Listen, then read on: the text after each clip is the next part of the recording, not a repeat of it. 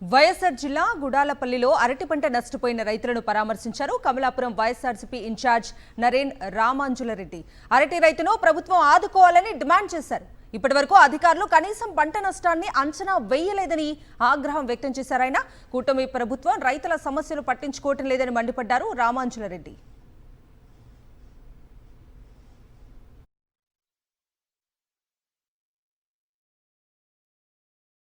మరి ఏ రకంగా రైతు అనేవాడు బ్రతికి బట్ట కట్టాలి?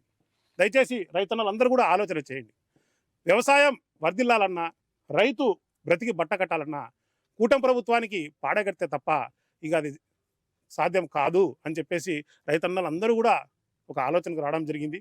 ఖచ్చితంగా వైఎస్ఆర్సీపీ పార్టీ ప్రతి ఒక్క రైతుకు తోడుగా ఉంటుంది, భరోసాగా ఉంటుంది. గతంలో ఎలాగైతే చిల్లీ రైతులకు కావచ్చు, టొబాకో రైతులకు కావచ్చు, మామిడి రైతులకు కావచ్చు, ఉల్లి రైతులకు కావచ్చు, ఏ రకంగా అయితే వైఎస్ఆర్సీపీ పార్టీ తోడుగా ఉన్నిందో, ఏ రకంగా అయితే వాళ్ళకు నిరసన కార్యక్రమాలలో వాళ్ళ ప్రాబ్లంను ముందుకు తీసుకొచ్చిందో, అదేవిధంగా అరటి రైతుకు కూడా ఖచ్చితంగా తోడుగా ఉంటాము. ఖచ్చితంగా కూటమి ప్రభుత్వం మెడలు వంచైనా కానీ రైతులందరికీ కూడా, అరటి రైతులందరికీ కూడా మేలు చేస్తాము అని చెప్పేసి తెలియజేసుకుంటూ